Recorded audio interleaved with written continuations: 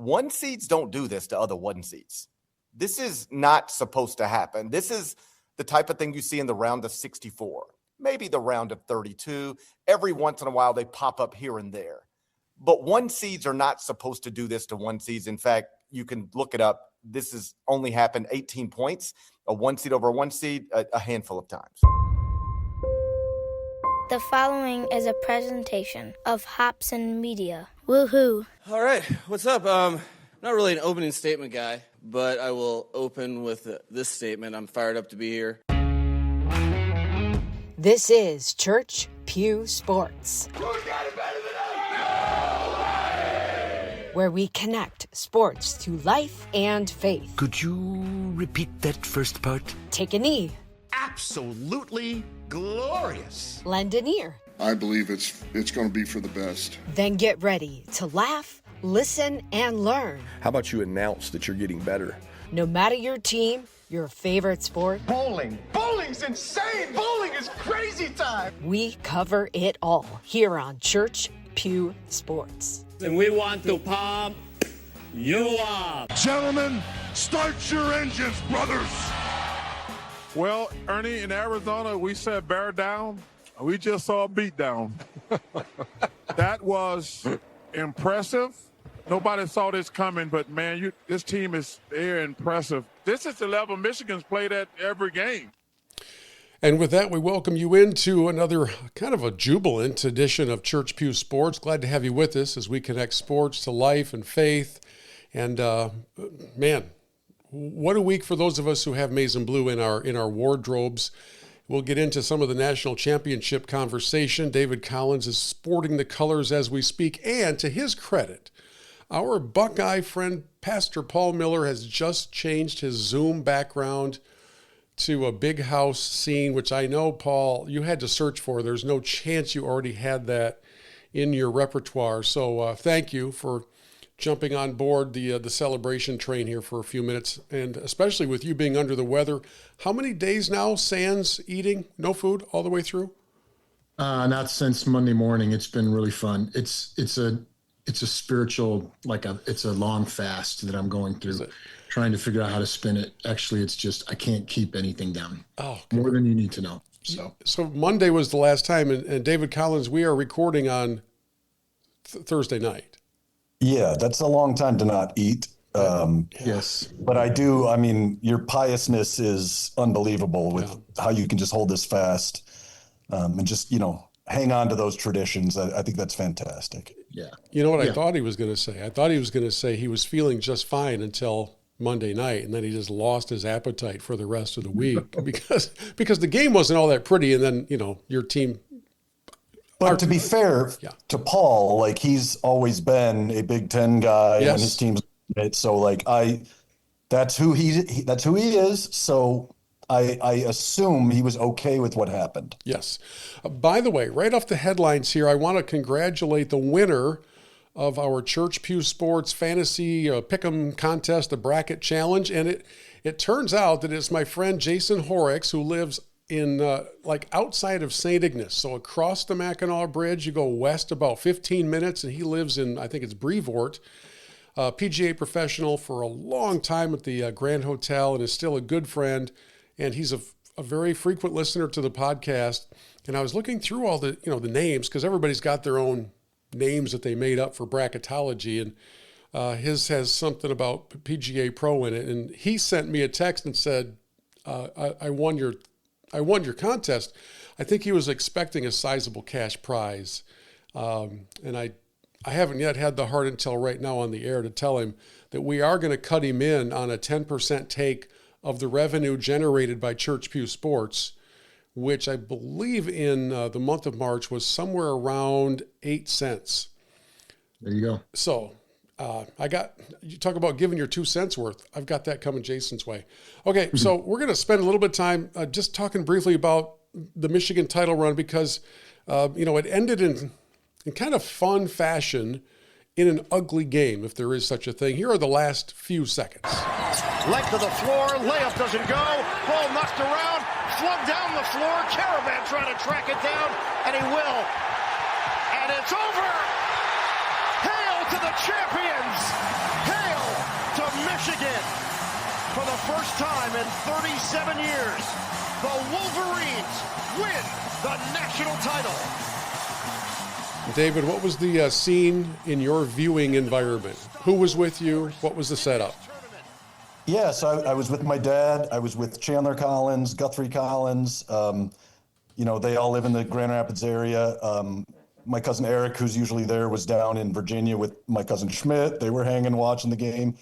A lot of hugs, grown men just hugging each other because it's so out of like the 6 sports I care about essentially are baseball, NFL, hockey, NBA, and then the 2 Michigan schools, Michigan basketball, Michigan football. I'd never seen, because 1989, I was like 5 years old living in Bangladesh. So I'd never seen a Michigan basketball title before. Wow. So this knocked one off my list. I'm still waiting on a Tigers World Series and a Lions Super Bowl, which will never happen. And we can go into that at another time. But no, it was special. It was awesome. You grew to love the team throughout the year. And yeah, just like I said, hugs and high fives all around. Like, this was special. It was a very, very incredible moment. I think this is the first time that I learned that you were in Bangladesh at that age. Like, I knew you'd been there, but I didn't know when. So yeah, this is a pretty big deal for you for the first viewing. Yeah, it was 1984 I was born. The first Tigers World Series was in 1984, and I came back to the States in 1993. I remember I watched the Pistons back-to-back championships in the early 90s on VHS on a small TV in Bangladesh months after the actual championship happened. I didn't know. I was watching it as though it was live, but it was months after it actually occurred. It makes me wonder if David was watching the VHS tapes at the same time that the, Portland Trailblazers World Champion t-shirts were being shipped to Bangladesh. That's right.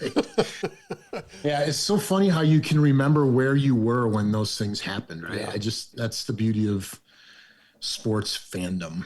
Yeah, right? It really clicks. I, on the other hand, was watching by myself because Monday night was the beginning of my fast, my spiritual pilgrimage. So I did not get together with any friends to watch the game. But I did get a disproportionate amount of text messages from some of the Buckeye fans who have been guests on this podcast. And I had to shut them down because I'm like, no, I'm not going to be snarky if and when Michigan wins this game, because they were not snarky with me when the Buckeyes won the net. The guys on the podcast were not when the Buckeyes won the Natty. But I was rooting hard for Michigan, like you said, David, because I'm Big Ten first and always, right? So well, I was glad to see him win. You don't necessarily have to put names to it, but David and I have been thinking about some things because in the aftermath of the championship, there have been a remarkable amount of sniping taking place online with various criticisms and various claims that this wasn't a real thing and all that. So I'm going to fire at David's, I'm going to take the position of the opposition and fire at some criticisms. But if you have some from the sniping that you shut down, I think David would probably welcome that. So I'll go first, but then Paul, if you want to throw something else in, you go right ahead. So David, here's what we're hearing. Of course they won. They bought the team. Yeah, the whole narrative of built versus bought drives me insane. It's the dumbest thing in the entire world. No one complained when Indiana won, when they bought a bunch of older players, et cetera. Like, this is the way the sport is now. And here's the other thing. Elliot Cadeau was run out of North Carolina. They hated him. They said, Elliot Cadeau, they said, he's the reason Michigan won't be successful. And guess what? A year later, Hubert Davis is fired at North Carolina, and the most outstanding player in the Final Four is Elliot Cadeau. Adai Mara averaged 13 minutes a game as a backup center in UCLA. He comes here, has 26 against Arizona, and dominates. Yes, Yexel Lendeborg was the best player in the portal. I get that. We did buy the best player in the portal. He was injured for a big chunk of this. This is insanity. These were cast-offs from other schools.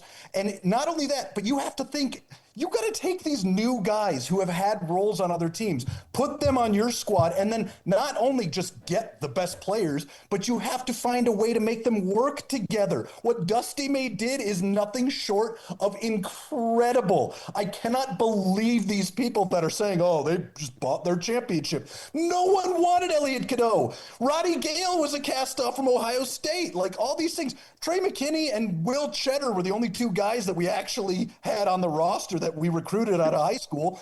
And Will Cheddar was a nothing burger his entire career. I mean, he was fine, but it's just, and Trey McKinney, who, again, a recruited player, hit the dagger shot, the one that actually put us there, and then hit the dagger free throws, a true freshman that we recruited. So get out of here with that narrative. I am so frustrated by people that try to just say, oh, well, they just bought their team. These guys were available for everybody. Michigan was not even in the top. They were like top 25 in how much money they spent on their roster. So they weren't even like number one. They were like top 25. These guys were available, but not only were they available, they had to be recruited and put in the right system. And that's what Dusty May did. And you can tell because they commit defensively. They commit to being defensive, positive or good defensively is all about like your attitude. It's all about your willingness to just give of yourself. And Yaxel could have gone anywhere and scored 25 a game, but he decided to come to Michigan and play a role. Trey McKinney stayed and played a role. Roddy Gale accepted an off the bench role. If you believe in any form or fashion that this was a bought championship, you're not smart. You're not smart. And I'm keeping the rhetoric down. You mentioned McKinney. So a few weeks ago on this program, we had my friend Lauren Plant, the producer and host of the State Champs Network.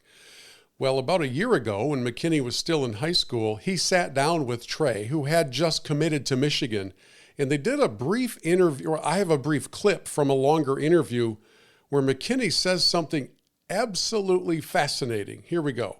How do you foresee your journey from this point forward? Are you a big guy who visions things? Yeah, I envision myself being a lottery pick. I envision myself winning the national championship next year with Michigan. I mean, next year? Yes. I mean, we have a really good team coming in, and I think we could really do something very special. And here was the biggest shot of the game. Saves it for Gale. Off the drive, McKinney sets the feet, fires, connects! A big one for McKinney! Broken play, but what a find! Just cold-blooded. And, yeah, so... And here's the thing, too. Like, remember, after that, the senior, Roddy Gale, got to the free throw line and missed both. And then the freshman, Trey McKinney, got the rebound and put both in. That is special talent right there. And Trey McKinney is a guy who could have gone to a lot of different places and been a guy who put up 24, 25 a game. He wanted to come to Michigan because he believed it was the best place for him to go to grow and to win a title. And he will be a lottery pick. That kid is special. Yeah, really, really good. All right, Paul, what do you got? Well, I just want to respond to your rant, David, because that is one of the things that I've heard from some of my Ohio State buddies. And the conversation has gone basically like, can you believe that they did that and Michigan fans aren't going to own it after all the grief that they gave us for Caleb Downs and Quinshon Judkins joining Ohio State and blah, blah, blah, blah, blah. Because there's some parallels here, whether you guys want to admit it or not, right? Ohio State had a legendary run through the playoffs. So did Michigan. Michigan, they were dominant all the way through, right? And so basically my response to my Ohio State buddies has been something like, hey, how'd you feel when people said bought, not built back when the Buckeyes won their football natty? How'd you feel about that? Oh, they're idiots, blah, blah, blah. All the things that you just said, right? And I'm like, okay, so why would we turn around and say the same thing about what Michigan just went through? Now, different sports, same concept, right? That's one of the conversations that's been going on. The other one that I've heard where I think there is a parallel is this whole idea of you didn't win the Big Ten, So there's an asterisk next to your Natty, which heard quite a bit when Ohio State won theirs, right, in football. And that's why I'm shutting that stuff down with my buddies who are Buckeye slappies, because there are some, right? And they want to say those things. And I'm just like, that's why I put out on my social media channels, I don't want any non-serious sports fans coming back with any of these narratives about Michigan's Natty, because that's a non-serious sports fan that's going to hold those perspectives, my opinion. And let me jump in. It's 100% correct. And on this podcast, we didn't do that to Ohio State. Like, you give the flowers where the flowers are due. And the reality is, in this situation with Michigan, yeah, you're right. It's a parallel. We didn't win the Big Ten tournament, but dominated all year. And Ohio State didn't beat Michigan, but they won the like, nobody cares. At the end of the day, USC, they won those titles that got quote unquote vacated. Reggie Bush won that Heisman that got vacated. It should have gone to Vince Young, but that's another story for another time. But like, the reality is, it's like, why are we doing, if Ohio State or Michigan State or any of these teams won this exact same national title with the exact same roster, gotten the exact same way, they would have no problems claiming it. So it's stupidity to just, come up with these arbitrary reasons why you're mad that your team, has Tom Izzo as a coach and not Dusty May. Well, David, I'm going to jump on the back of that and say, I'm ready and willing to admit that in this era, in this situation, and the rules that govern collegiate athletics, and we'll talk about this a little bit in detail in a moment, I don't believe you'll see a team in any sport other than hockey win a national title without being very active in the portal and very active in the NIL space. That's why reality. This is reality. You all can build a 3-story tall bronze statue of Tom Izzo and put it right outside the Breslin Center, and more power to you. But as long as Tom refuses to acknowledge the obvious, then he's going to keep on losing. You've got to be active in the space. Now, as David pointed out, Michigan was far from the biggest spending basketball program. And yet, even as recently as earlier today, when they landed a stud big guy, 6'11" from Tennessee, who will, if Mara comes back, whatever, he will be a force in the paint. That happens because now maybe it's not the size of the check, but it's what other players start to see from this program that just went on this dominant run. So maybe it's not the amount, maybe it's how you use it. Maybe it's called efficiency in the player development. So I think that it's a very fair comparison, Paul, that you brought up, because I don't think anybody's going to be in a championship conversation if they are steadfastly adhering to the way it used to be, because it ain't how it used to be. Yeah, I totally agree. This afternoon I was listening to the Audible podcast. I don't know if either of you guys have ever listened to that. It's Bruce Feldman and the dudes from The Athletic, right? And they were having this exact conversation, and they were listing the guys who have been slow to embrace the portal era and all of that, like guys like Dabo in football and others. And they were talking about it's a new day. And it's equally, if not more, impressive to be 8-24 and bring in a whole starting lineup, and one season later, like the next season, you're the dominant program in college basketball. That's a really impressive feat by Dusty May, and it should be celebrated and it should be acknowledged, and not tried to be made light of, right? Imagine. And the thing is, like, it even started last year. Like, people don't even realize we were 8-24 2 years ago. Last year, he goes and gets Danny Wolf from Yale, and he goes and gets Vlad Golden, and they made, I think it was an Elite Eight run last year. Like, it was impressive, and he proved the concept that, hey, this works. And so now, who else wants to come be a part of this? Well, apparently the best players in the country do, because Michigan, they beat you any way you wanted to get beaten. Yeah, like, they did. Alabama was known for hitting threes. We hit threes on them like crazy. Arizona, they get all their points in the paint. We dominated the paint against Arizona. UConn, we're going to muck it up and make it a physical game and free throws. And then they went and won that way too. Like it was crazy how impressive this team was. And it was something I was saying from the beginning of the season. Michigan's A game was better than any other team's A game. Yeah. And it's fine to just admit that that's the reality of the situation and not be offended by it somehow because they happen to wear colors that are opposite of the colors that you like. Like, they were fantastic, and what Dusty May did is incredible. Yeah. So here's my question, right? And by the way, if my face is changing hues, it's not because I haven't been eating. It's because I'm watching. I might have the Michigan hockey game on the big screen right on the top of my TV monitor here. Nice. My question is, one of the things they were talking about on the Audible podcast that I mentioned is they were like, is this the best Michigan basketball team ever? And I would love for you guys to answer that question. They were comparing them to 89.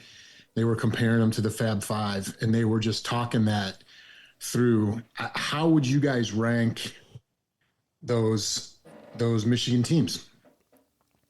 Well, the Fab Five was in its own world, but they didn't win the championship. I mean, they changed the trajectory of college basketball, whether it was from fashion or whether it was from the ability of freshmen to get in the game, get off the bench. There was a long time where really good programs would go into the high schools, they would go into the living rooms, and they would recruit young players with the full knowledge ahead of time that your son's going to come to our school. He's not going to see the floor until at least his sophomore year. And when Steve Fisher went in and started getting these guys from Detroit, I don't know. I don't know if some of them said, yeah, I'll come, but I'm not coming to sit. And I don't know if that's the conversation that took place. They were incredible. It would be so fun to see that matchup because they didn't have anybody who was 7'5", but they had really good players. But they didn't win the title. The team that did win the title, I believe, would lose to the team that just won the title. So for whatever it's worth, but again, it's generationally different. It's apples and oranges. How are you going to call the game? You know, UConn fans are still complaining about the officiating from the game. And so, but I think this team would have had a great double overtime game against the Fab Five, but I think they would have handled the actual championship team pretty well. David, I don't know if you've looked at enough footage back from the old days to weigh in. Yeah, I mean, to be honest, I think that this team would beat the Fab Five. I think this team would beat the 89 team. And it's not because it's recency bias. It's simply because of simple things like age. Yaxel-Enborg's 23. Yeah. And that's the other criticism that, it's a 23-year-old out there beating people. Whatever. Okay. Eligibility rules have changed. Things have changed. We can't keep looking at it like it's the same sport that was played in 1992. Like, and they didn't change just for Michigan. Right. The rules changed for everybody. Everyone had a chance at Yaxel. In fact, Kentucky, they're kicking themselves because they offered more money than Michigan, and he said, "No, I'm going to stick with Dusty May and my commitment. I'm going to Michigan." He took less money to come to Michigan. Like, all of these arguments that people have about this team they just fall apart if you get 1 second of reason like allowed into the conversation. But I think that just simply because of age, I mean, you had like I said, Trey McKinney, but I mean, Roddy Gale was a senior, backup. Lendeborg was 24. Adai Mara is a junior. Like, I think the size, I mean, the defensive intensity, the perimeter defense from this team is absurd. They switched 1 through 4 the entire time through the tournament and just left Morez or Adai back there to just guard the rim.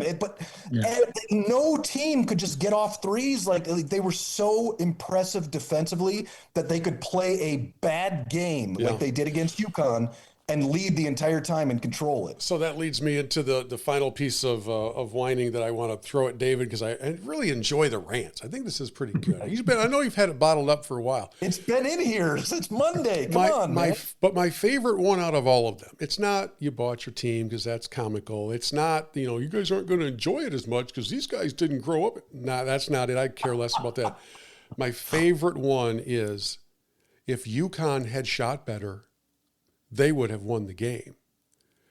And I'll give it to David in a moment, but I just want to remind people that the most prolific three-point shooting team in the Big Ten Conference went 0 for 9 in the first half. So apparently, though, only if UConn had shot better, things would have been different. So, David, I'll let you knock that one out. Oh, yeah. I mean, Alabama was the best three-point shooting team in the country. We outshot them from 3. Arizona was the best paint team. We beat them in the paint and then shot the lights out from 3 in the second half. Sure, if you give UConn their averages, they would have beat us. Unless you also give us our season averages, and then we'd still win. Like, what is this? What even is this? Yes, sure. If everything stayed the same and Michigan played crappy and UConn played great, they might have beat us. Okay, cool argument, bro. Great. Yeah. If UConn played their best game and Michigan played their C- game, yeah, UConn might have won. But there's no chance in the world. You watched college basketball and you saw Michigan beat number 7 Gonzaga by 40. Right. You saw them run Arizona out of the gym in the Final Four, the most points a 1 seed's ever beaten a 1 seed by, and said, well, but UConn, did you even hear Danny Hurley's interview? Like, he even said, like, halftime, he was like, honestly, there's one way we can win this game, and we got to muck it up and hit some shots. And what did he say after the game? We didn't hit enough shots. Yeah. Okay, that's exactly right. And Michigan also didn't hit shots, but guess what? One of them won because everything else was better. We didn't have Yaxel. Like, I mean, the player of the year in the conference? Shut up, people. Like, our best player was playing on one leg. Last point that I'll tack onto that before we start talking about Billis versus Calipari. The national championship team made its first field goal from outside the paint with about 13 minutes to go in the game. Yeah. They didn't score from outside the paint and missed a bunch of shots inside the paint as well. It was like there were lids on both ends, and still managed to. And who was it that hit that first one? Was Elliot? Was it Elliot Cadeau, who no one wanted, and everyone said was the reason. Never mind. Yeah, everybody could have had him. Everybody could have had him. Everybody could have had him. And wow. Don't you love the arguments where the person is basically saying, if they'd have played better, they'd have won. Well, it's helpful. Yeah, that's like they scored more points. It's like super insightful. Sounds like me at the end of a round of golf. Yeah, if I'd have just not taken all those strokes, I would have scored quite a bit lower. So the game, of course, in the Final Four weekend it's a great festival. Next year it's in Detroit at Ford Field, so we need to keep that in mind and see if we can weasel our way into that whole thing. But leading up to that was one of 9 million panel discussion shows taking place somewhere in Indianapolis. And I think the one that generated the most headlines featured John Calipari and Jay Billis. And it was like a 7-minute long dialogue between the two of them. I didn't pull all 7 minutes, but there's a key part of this that I think fuels the next part of our discussion. And for those of you who are so sick and tired of hearing about Michigan basketball, you're in luck. We're going to talk about the game in general at the collegiate level, because as Calipari and as Billis were going back and forth, I think you'll hear Billis quite clearly make the point. These are professionals. Some would argue this is professional basketball. It is professional sports now. It's amateur basketball. It's not. No, it's not. No, it's not. But well, then let's just call it pro and let it be a pro basketball. Well, but when first of all, it was pro basketball before NIL, and I'll tell you why. Amateur sports don't make billions of dollars and pay their coaches and administrators millions. There is nothing about this that has ever been amateur once the money jumped up. And it started in 1984 with the U.S. Supreme Court ruling that allowed the conferences to sell their media rights. There is no difference between the media rights contracts with the NCAA from a media company like ours and the NFL, the NBA, Major League Baseball. Zero difference. And right now, when we're talking about this, we're kind of taking an old school mentality of, hey, it used to be a certain way, and that's fine. But if we want players to stay, then sign them to long-term contracts and put buyouts in them. But the NCAA doesn't want to do that because they don't want them to be employees. They want to beg Congress for an antitrust exemption, and they're not going to get it. What other multi-billion-dollar industry is getting an antitrust exemption from Congress? There isn't one.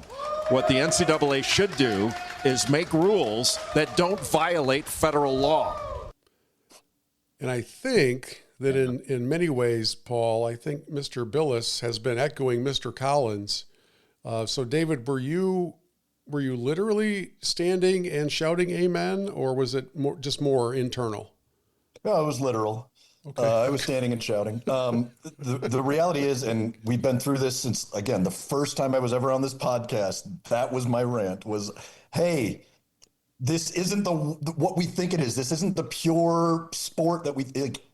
It's only fair that they are considered employees for billion-dollar industries, and instead, like I've said before, in the 1970s, they hijacked the word amateurism so that they could not pay people who are generating millions and billions of dollars of revenue. Jay Billis articulated it way better than I can. I just yell more. But man, that was fantastic to hear him say that and just shut Calipari down. Yeah, here's another real-time example from the Final Four this year, right? Like Illinois' roster is littered with guys who were playing pro basketball in Europe, and they figure out I can make more money if I go play college basketball in the U.S. And so they change their whole kind of philosophy and approach to how they're going to coach and play the game, and it lands them in the Final Four. It's pro basketball. It's just pro basketball. Well, and later on in that clip, Billis talks about how the NFL used to not bring players in that didn't go 4 years of college and get a degree. Yeah. But then the USFL started taking juniors out of college. And so the NFL changed because the entire reason that they did it was there was no reason. And then once someone else said, we'll go ahead and take juniors out of college, they said, we're going to change our rules, take juniors out of college too. It goes back to the Kentuckys and the one and dones. When the whole league went to one and dones, did we complain that they just bought all their players? No, we just looked at it and goes, they figured out the system. And I said it before, but it's the same thing with Indiana football. They found a part of the market. Let's get older players. Let's get 3 stars that were at other schools and let's bring them in. And now we'll be older than everyone else. And I've made the whole thing about they're a year or two away from the Chicago Bears starting lineup. They found something. Okay, great. So you find it too, or you find the next thing. I don't understand why we have to sit here and nitpick and complain about how or why a team won. If it's within the rules, it's within the rules. Unless you're Connor Stallions, then you can do whatever you want. And then the other layer on top of that is that if we take that to its logical conclusion, then players are under contract. And if a player decides to change and go to another school, he could quite possibly have to pay back the NIL deal that was contracted, that was agreed to. And right now, there's, I guess there's no real firm rule or regulation about that. It's on an individualized basis, and however you signed your agreement might say you've got a buyout, or it might not even mention such a thing. And then along comes a little something like we saw earlier today. I just got this sent to me by Pastor Josh Pardee. He didn't know we were recording. This is from Wisconsin. And the legislature in Wisconsin has voted to now send $14.6 million annually to the athletic department of Wisconsin for use in NIL because they recognize Wisconsin athletics' role as an economic engine for the state. So now, the state is funding their NIL. Whether you choose to or not, as a taxpayer in Wisconsin, you're paying college players. So my question for the two of you, and Paul, I'll start with you because you're a neighbor of Wisconsin now.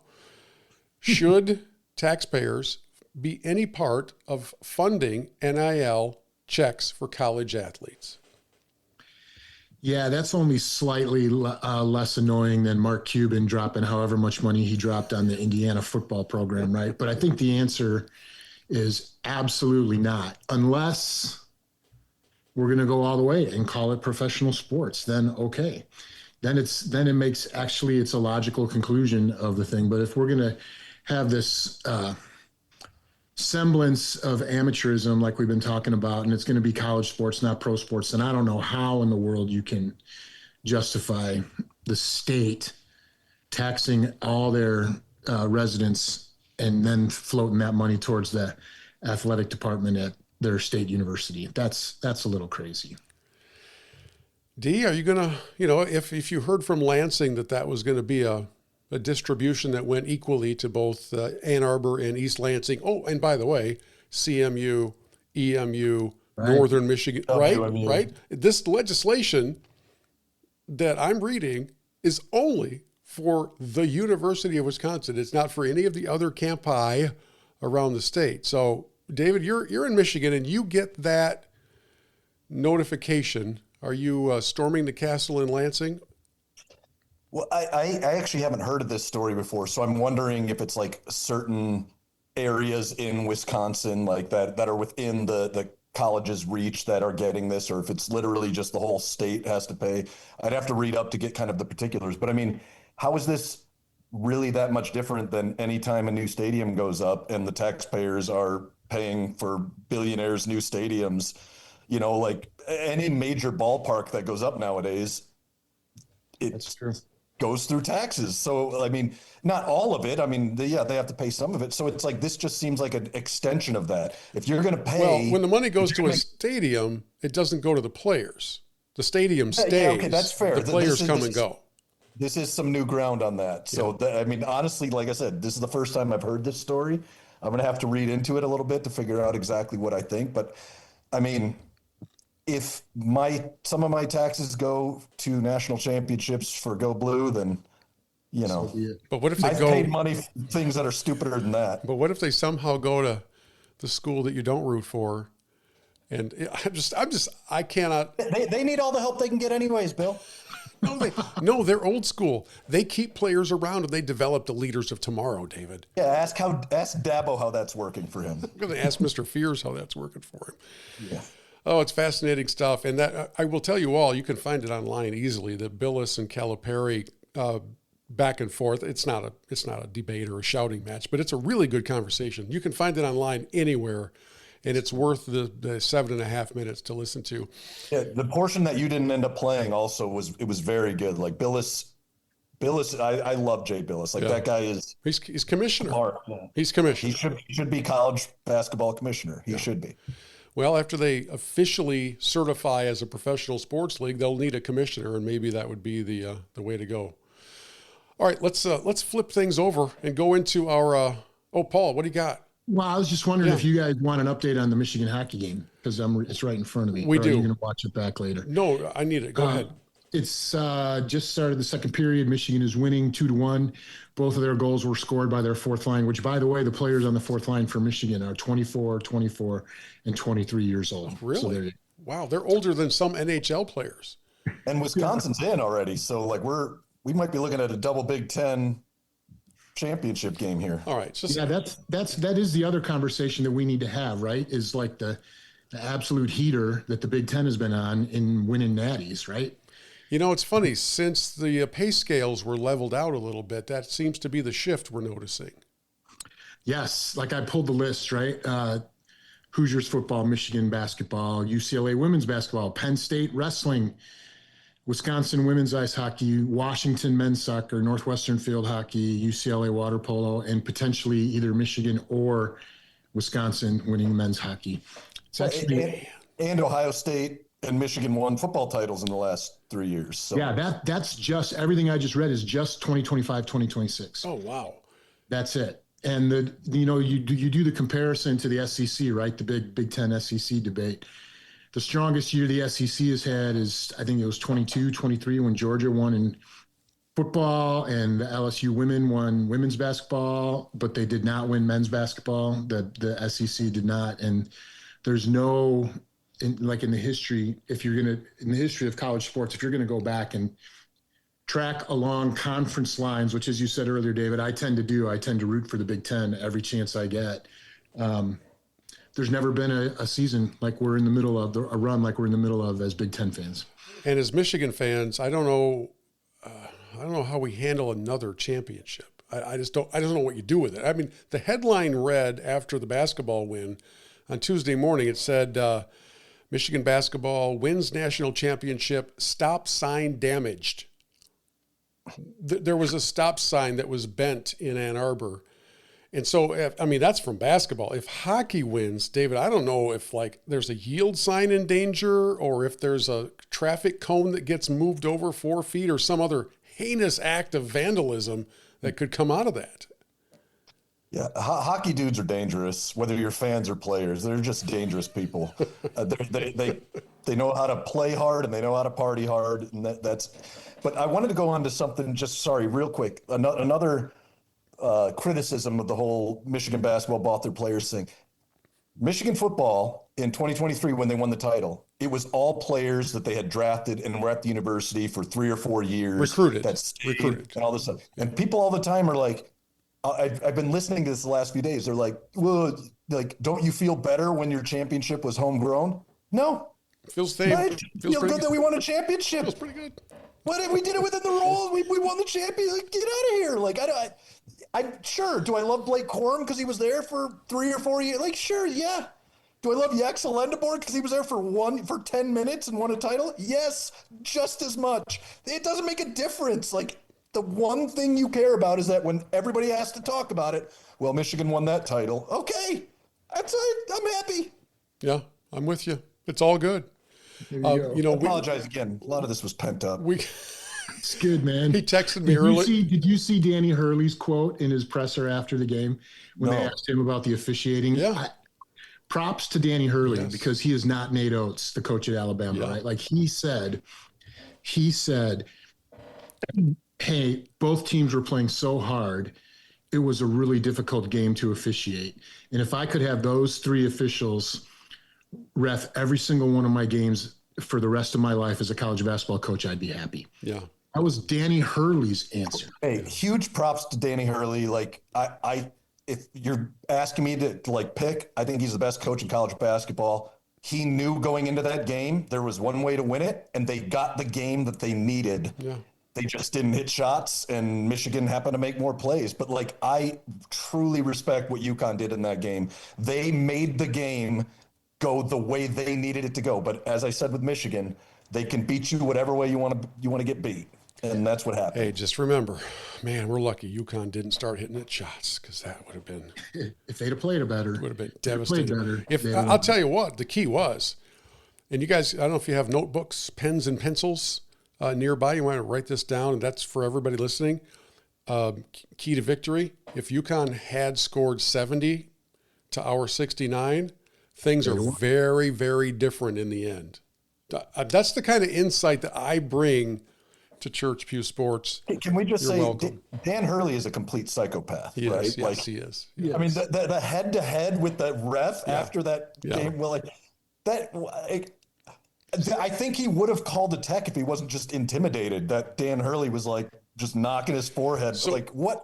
He's a psychopath, and in the best way. I love it. I'm not trying to knock him. The guy's a crazy man. You have some of these snapshot images, these postcard images, and they don't all make one shining moment because they happen earlier in the year. So we've got Hurley with the head rub against the ref. So that's one snapshot. And then you've got Dusty May on the Michigan State bench just soaking in all of the abuse from the students, and it was made into T-shirts and everything. And I don't know if there were 2 more iconic images that spelled out the personalities of those 2 coaches than those 2 pictures. And I think it would be really fun. We used to do a segment on here, maybe we'll bring it back, called a hypothetical road trip. My hypothetical road trip would be going from Ann Arbor to Los Angeles in a car with Hurley and Jim Harbaugh. That's what I want to see. I want that recorded because those 2 guys they're just the most unusual personalities that are really good at what they do. That's the road trip. Psychopaths, pure psychopaths. So we could keep going. I know you want to move us on, but the other thing that I heard Bruce Feldman talk about today on his podcast was he was not attributing the Big Ten's heater in winning national championships so much to the fact that now the NIL has leveled the financial playing field. He attributed it to Big Ten programs making savvy coaching hires. And he was comparing Signetti to, I can't even remember the guy's name that went to LSU. The guy that you love. Lane, yeah. Not Wayne, the guy before him that got out. Brian Kelly. Oh, Brian Kelly. Brian Kelly, yeah. He was comparing Kurt Signetti to Brian Kelly. And he was talking about which one of those worked out well for the team and for the conference. I thought that was and then he had a bunch of other examples. I'm like, that's a really interesting take on why the Big Ten is doing so well these days. And I guess as Michigan fans, we have to say to Ward Manuel, well done in the hiring department. I mean, I got a lot of things that I'm not fond of about Ward, but his hiring. I will reluctantly take my hat off to Ward Manuel. Did you just tip your cap to Ward Manuel? Good job. Don't let Randy Gilmer see that. Don't let Gilmer see that. I'm an angry man when it comes to him, but me too.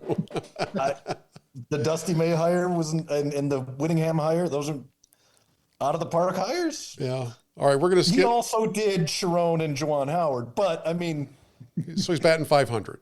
You got to tip your cap to. We got 2 national titles under him. Like, I'm sorry. He probably sticks around for another year or so. That's for sure. Hey, we're going to skip Holy Discontent and go right to that guy. Right now, this minute, today, this week, I am the man. We are going to call out the things that we think are being done really well. And give a little tip of the cap like David literally just did. I'll lead us off. One of my favorite things that came out of the Final Four weekend were some of the press conferences with players. These young men are allowed, more than in prior generations, they're allowed to speak their minds. You can tell they're not always looking to the coach for permission to say something. And in a period of time where Jaden Ivey gets cut from the Bulls theoretically for what he had to say, and other athletes have jumped up to his defense and spoken out about their faith, I was really touched to hear these 2 examples. There are more, but these 2 examples. First, a player from Michigan, Barnett, and then Reed from Connecticut. They were asked about the meaning of Easter. Just the fact that it's Easter weekend, I know your faith is important to you. Can you talk about that a little bit? Yeah, that means everything to me. I read the Bible every single day, and it's just a part of who I am and who I'm becoming. I feel like Jesus Christ sacrificed for us to be here and to be on the stage, and just like you said, a strong believer. And I think it leads me to walk a Christ-led life and just to love everyone around me. So I'm grateful to be here, and I know that's a big part of it. The fact that this is Easter weekend, how significant is that to you? And the fact that what does the resurrection mean to you? Yeah, well, that's a great question. I mean, the resurrection is really everything. That's like the staple of Christianity. So I feel like without the resurrection, there is no Christian, there is no Jesus. So I feel like once you can show a lot of significant evidence for the resurrection, I mean, it shows a lot of the proof towards Christianity. So I feel like just to go through where I came from throughout my college career, how Jesus just literally changed my mind. Like, he changed everything about me. I just love that. I mean, it's very specific, very detailed, very in-depth from both young men, from both teams. So those are that guys, Burnett and Reed. So, Paul, what do you got? Yeah, I got something that's a little less reverent. You guys know that I am trying to expand my sports fandom palette right these days. I'm participating in your Masters, Michigan Golf Live Masters fantasy bracket thing. I don't really know how it works, but I think I picked 5 good golfers. Okay. At least I recognized all their names. That's great. I'll check on that leaderboard for you. What's your username in that thing? And I'll look while you're talking. CPS rookie. All right, got it. And I'm trying to get into watching baseball. And so there's this great clip from the Cubs game a day or two ago, the foul ball where the rather large fan dives to catch the foul ball and loses his trousers in the process and moons the national television audience. And I just love the way the announcers reacted to that. So I just wanted you guys to hear this.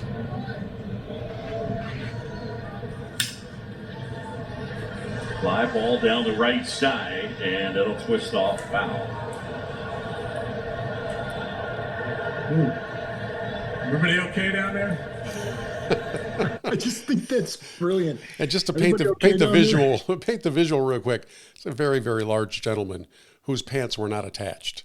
Yeah, and he was apparently going commando. Yeah, he was going commando with this game. And everybody was not okay down there. I just think that's great. Sometimes you got to laugh at what happens. By the way, CPS rookie, as we sit here after round one of the Masters, is in a tie for 51st place in the MGL Fantasy League. Your compilation of players is +3, and the person at the top of our fantasy leaderboard is -12. So you've got a 15-shot deficit to make up. But all right, David, you're that guy. Yeah, well, I mean, it's just interesting that Paul said he was going to get into baseball, because I was trying to think who's that guy. I was going to go Kevin McGonigal, but then the Tigers lost 4 in a row to the Twins, and so I kind of just very mad at them. So that was going to be my holy discontent. I just wanted to get that in there because I talk too much. For that guy, there was a national championship game was played recently on Monday night, and the Michigan Wolverines won the national championship. And head coach Dusty May, if you've seen any of these videos of him, like the in-depth, I don't know when they're releasing it, but they did like one of those like documentary style, like just the way he coaches, the way he encourages is unbelievable. And you actually did something with players and interviews. I just loved Yaxel Endeborg's total honesty in his interviews. Like in the halftime of the national championship game, Tracy Wolfson is interviewing him, and he goes, "I feel terrible. I feel weak. I'm just trying to get out there and do it." And then at the end of the game, he said, "Yeah, I played terrible the second half too, but the guys picked me up." It's like, I love that aspect of it. But the thing I loved the most was that Michigan is the best team in the nation, and they won a championship. So everyone on that roster, you're that guy. I like it. There you go. Let's go into our closing moments here with the 3-minute message. Paul. Homer, I'd like you to remember Matthew 7:26. The foolish man who built his house on sand. And you remember Matthew 21:17. And he left them and went out of the city into Bethany, and he lodged there? Yeah. Think about it. Think about it. Okay, so I want to take a moment just to think back to this past weekend, right? I was down in Houston with my grandkids, catching a nasty stomach bug from them. Very much appreciated that. But before I got sick, I had the opportunity to go to Good Friday service at one of my kids and grandkids churches, and then an Easter Sunday service at the other family. So Bobby and I got to do both, and it was a great weekend for us. And I have to say, I just want us to pause for a minute and think back to last Sunday. I sat in the Easter Sunday service at my son's church down in Cypress, Texas, and heard the clearest, most compelling presentation of the gospel that I can ever recall in all my years being involved in church ministry. A large church, so there's probably, I don't know, it's one of 5 services, and there's like 1,500 people in the room or whatever, and probably 250 people stood up. Like at the end of his message, he said, if you want to say yes to Jesus, stand up right now. And it wasn't like all eyes are bowed and all eyes are closed and heads are bowed or whatever. He just tells everyone to stand up, and people start standing up all over the room, just responding to the clarity and the truth that he had presented. And then he takes about 5 minutes and talks to all the people that are standing about the decision that they just made. And then he prays with them, prays for them, and that's the end of the service. I was just thinking about the passage of scripture that the senior pastor, hung his Easter Sunday message on. And there's a little bit of irony here for me. We spent a lot of time tonight ranting about bought, not built, and all that other stuff. We, as followers of Christ, had our eternities bought. None of us deserved what Jesus did for us, any of us, right? And I want us to not forget that, or just like move past that and get back into our normal rhythm. 1 Peter 1:18 and 19 is the passage that pastor spoke on. For you know that God paid a ransom to save you from the empty life you inherited from your ancestors. And it was not paid with mere gold or silver, which lose their value. It was the precious blood of Christ. So how do you put a price? How do you put a price tag, or how do you assign value to what Jesus did to buy us our eternity with God the Father? I'm immensely grateful. I got to see it firsthand for a whole bunch of people this past Sunday, and I'm hoping you all had similar experiences in your church services. And before we move on and get into the Masters and baseball and all the things that are coming, let's not gloss over the fact that last weekend was pretty stinking awesome. It really was. Yeah, I'm glad you said that. Now I got to listen to the message that you heard. You have to send me the link to that. I will. Well, that settles it. Bought's better than built. That's right.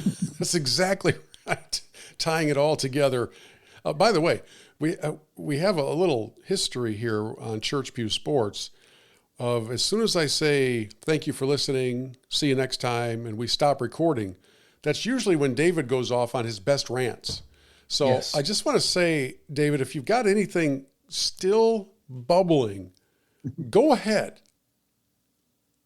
No, I'm good. Okay. I got it all. All right. I'm going to say, don't you dare. Thank you all for listening and for celebrating and tolerating us Wolverines that are enjoying ourselves right now. We have so much more to discuss here in the days ahead as it comes to collegiate sports. And also, we're coming up on the NFL draft, not that far away. So we'll have a draft preview issue at some point, and we continue celebrating all things that are faith and life and sports and that good stuff. Check us out online at churchpewsports.com and join us on socials, Facebook and X at Church Pew Sports. We'll see you next time.